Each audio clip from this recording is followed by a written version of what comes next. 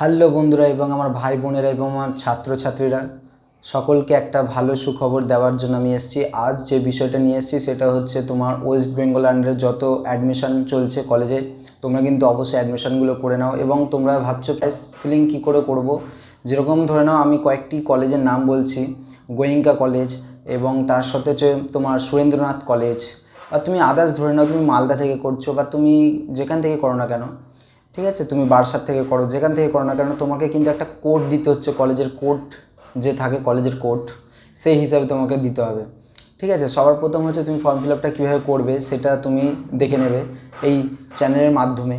আচ্ছা, যে বিষয়টা নিয়ে কথা হচ্ছে সেটা হচ্ছে তুমি কলেজ অ্যাডমিশন মানে তুমি যে করবে সেটা কিভাবে কি প্রসেসে করবে। দেখো, কেন্দ্রীয় বা তোমার এমনি তোমার যেটা চলছে ইউজি, সেটাও তুমি দেখতে পারো।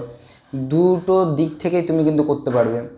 এইবার সবার প্রবলেম যেটা শুরু হয়ে গেছিলো কীভাবে করব, আগের ইয়ারে যারা থার্ড ইয়ারে যারা করেছিল অ্যাডমিশন তারা কিভাবে করেছিল এবং সে যে পজিশান বা কিভাবে করার যে নিয়ম সেটা তোমরা এই চ্যানেল থেকে পেয়ে যাবে, সরাসরিভাবে তোমরা দেখতে পাবে।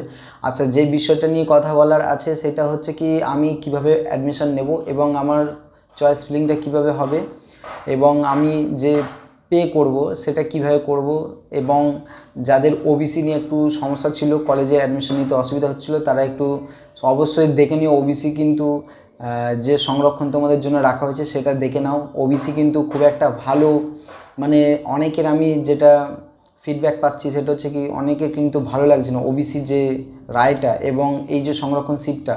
কারণ কি, কারণ ওই একজন তো আমাকে ওপেনলি বলেছে কি দাদা এইটা কোনো মানে সংরক্ষণ বলে কোনো কথাই না, কারণ 7% থেকে 10% বাড়ানো হয়েছে, এতে কোনো কিছু আমাদের সুবিধা হয়নি, কোনো কিছু ভালো হয়নি, এতে অতিরিক্ত আরও খারাপের দিকটা ধরেছে অনেকে। দেখো, এইভাবে কিন্তু সমস্যা ক্রিয়েট হচ্ছে সকলের।